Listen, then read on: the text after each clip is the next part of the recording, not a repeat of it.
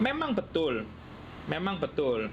Imbangan dari temperatur dan humidity itu, begitu temperatur naik, humidity akan berkurang. Begitu pula ketika temperatur turun, humidity akan bertambah. Tapi ada hal-hal khusus yang kita perlu tahu bahwasanya iklim per negara itu juga berbeda.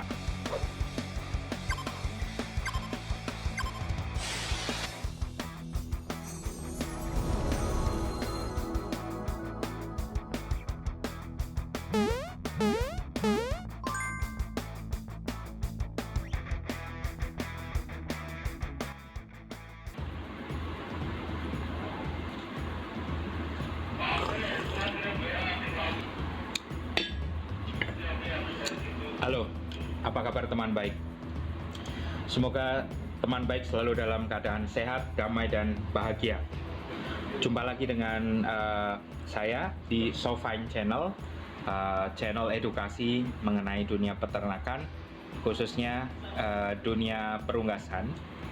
Ya, pada malam hari ini saya menemukan sebuah pertanyaan yang menarik sebenarnya dari Gria Gaman Blades ya.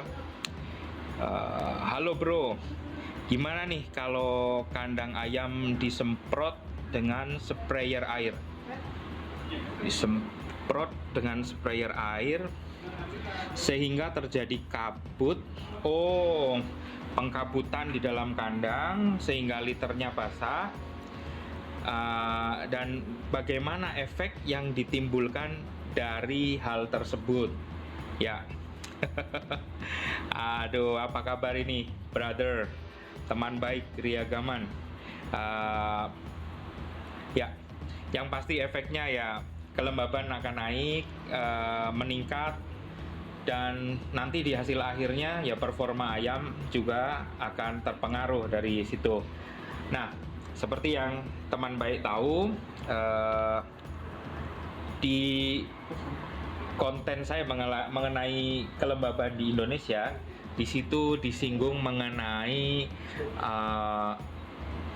relative humidity atau kelembaban relatif, yang mana yang namanya kelembaban ini juga berperan penting dalam menentukan kenyamanan yang diperoleh oleh ayam, tentunya dari sudut pandang ventilasi ya. Jadi bukan hanya temperatur saja, tapi juga kelembabannya ya. Dan kenapa kok disebut relatif ya, relative humidity? Nah, karena kita ini terbagi dari berbagai macam musim di dunia ini ya. Contoh kalau di Indonesia ini ya semuanya iklimnya tropis, begitu. Berbeda dengan iklim yang ada di misalkan di Timur Tengah, di Afrika, atau mungkin negara iklim sedang atau subtropis yang lain, yang mana kalau di sana tuh bisa dipastikan kalau suhunya itu atau temperaturnya itu naik, kelembabannya itu betul-betul kering, kelembabannya itu betul-betul turun gitu loh teman baik. Kalau di iklim tropis seperti ini ya itu beresiko tinggi kalau menurut kami ya, jika kita melakukan pengabutan. Saya paham ini pasti karena teman baik ada yang mungkin meniru metode seperti yang ada di Timur Tengah, yang ada di Afrika.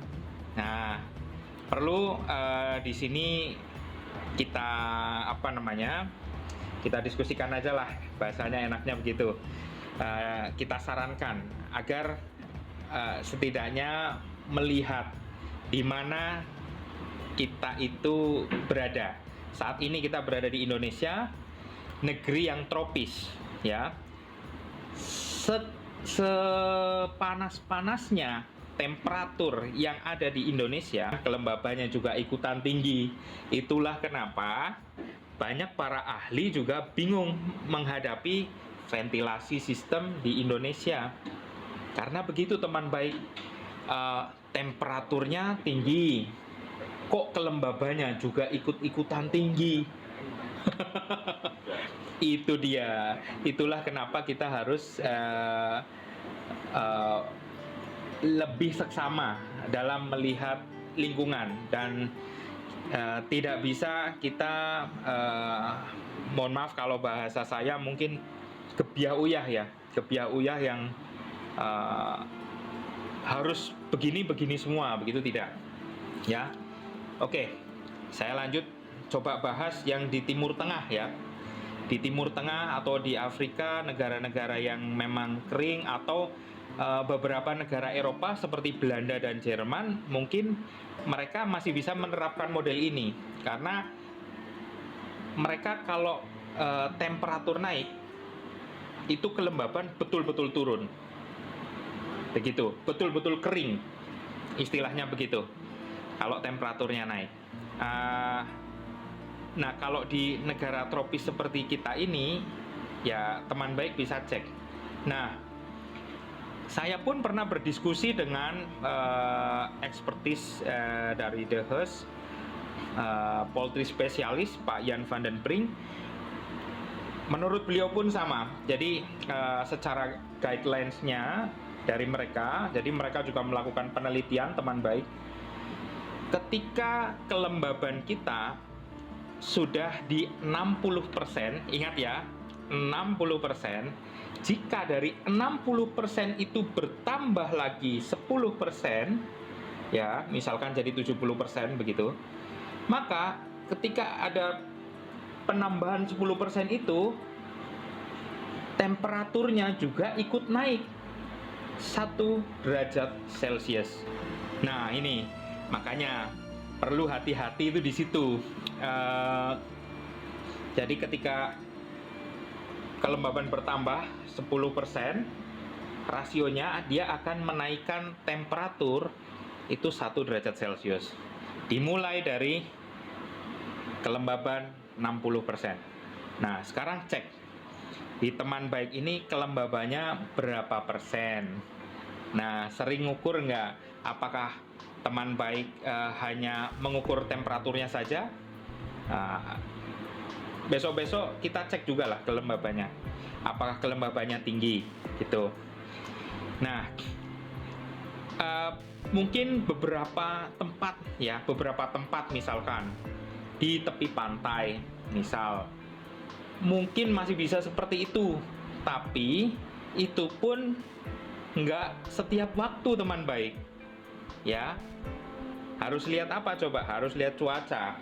Orang sekarang aja harusnya kan musim kemarau ya, tapi musim penghujan juga masih banyak gitu. Artinya di beberapa daerah masih terjadi hujan begitu.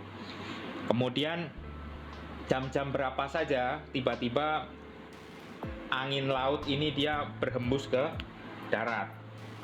Angin laut berhembus ke darat pun membawa kelembaban gitu teman baik ya. Jadi perlu kita lebih seksama saat kita melakukan observasi di kandang. Nah, jadi sudah saya sampaikan tadi ya, saat kelembaban 60%, jika dia bertambah 10%, maka ada rasio kenaikan suhu di situ, menaikkan temperatur yang dirasakan ayam 1 derajat Celcius. Nah, apalagi kalau disiram sampai liternya basah, ya kalau sampai liternya basah, kabut begitu, saya nggak kebayang aja. Coba kalau mau melakukan seperti itu, dirasakan dulu di tubuh, coba di tubuh kita manusia. Semprotin aja nggak apa-apa, terus kita ada di situ 1 jam aja. Apa yang dirasakan? Nah, biasanya yang terjadi adalah ungkep ya. Ungkep itu ya, jadi keringat, ada keringatnya tapi keringat nggak enak gitu loh. Nah, memang betul imbangan dari temperatur dan humidity itu, begitu temperatur naik, humidity akan berkurang. Begitu pula ketika temperatur turun, humidity akan bertambah. Tapi ada hal-hal khusus yang kita perlu tahu bahwasanya iklim per negara itu juga berbeda. Itulah kenapa iklim pun dibagi. Mana yang tropis, mana yang subtropis, begitu. Mana yang negara 4 musim, mana yang negaranya 2 musim. Ya. Terus solusinya bagaimana ya? Gimana nih teman baik enaknya? Ngopi dulu lah, relax ya. Bismillah.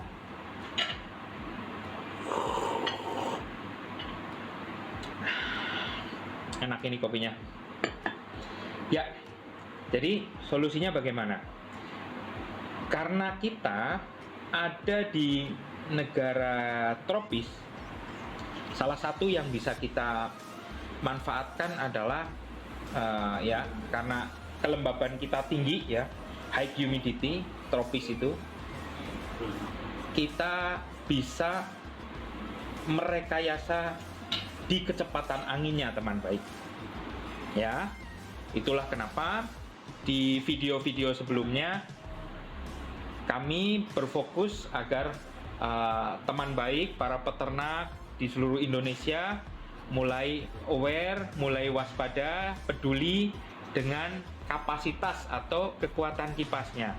Apakah kekuatan kipasnya teman baik ini bisa nggak dia mengawal ayam sampai di bobot maksimal, misalkan sampai bobot panennya berapa? Pun selain kapasitas kipas, kita juga selalu menganjurkan teman baik untuk lebih seksama dalam memahami wind chill effect, karena setiap wilayah, setiap daerah itu akan berbeda settingannya ya. Misal daerah yang di pegunungan dengan daerah yang betul-betul di samping laut itu pun akan berbeda. Jadi tidak bisa satu setting itu diaplikasikan ke semua kandang. Lah, kemudian kandang open bagaimana dong? Ya, kalau kandang open, nah ini saya selalu bilang kandang open ini selama lokasinya itu bagus, istilahnya lokasinya hoki, ya dia akan baik-baik saja. Tapi kalau misalkan kok lokasinya ya dilalahnya misalkan di tempat yang benar-benar kelembabannya tinggi dan temperaturnya juga tinggi begitu, mulailah untuk mengupgrade kandang teman baik, setidaknya diventilasi sistemnya dulu, ditutup kandangnya, ditambahin kipas ya, tentunya kipasnya yang bagus, yang proper ya. Jadi nanti teman baik dalam berinvestasi itu tidak sia-sia. Kan eman-eman kalau kita hanya mengejar murah tapi ujung-ujungnya tidak berfungsi dengan maksimal ya. Jadi salah satu caranya itu untuk lingkungan tropis yang mana kelembabannya tinggi, juga temperaturnya juga tinggi. Salah satu yang bisa kita lakukan untuk solusi dalam hal ini adalah kita merekayasa kecepatan angin. Merekayasa kecepatan angin ini ya, kita harus tahu kondisi di dalam kandang ya. Jadi kapan saatnya kita meningkatkan kecepatan anginnya ya, kapan juga harus mengurangi kecepatan anginnya ya. Tidak terus kencang terus, nanti kalau kencang terus menerus bisa cold stress ya. Tapi kalau juga dibiarkan di kondisi minimum terus ya, ayam kurang angin, heat stress. Oke teman baik, jadi begitu teman baik dari Kriagaman. Semoga membantu dan stay tune. Jika memang dirasa informasi ini bermanfaat, silakan di-share Kalau teman baik mau nge-like juga silakan di-like. Dan yang pasti, yang paling penting, di-subscribe dong. Biar teman baik selalu mendapat update dari kami duluan. Dan tak lupa, sebelum teman baik melihat channel ini, lebih baik teman baik ke pembahasan tentang humidity. Linknya ada di deskripsi atau nanti dipajang di sebelah sini. Oke, terima kasih. Semoga semua selalu sehat, damai, dan bahagia. Assalamualaikum warahmatullahi wabarakatuh.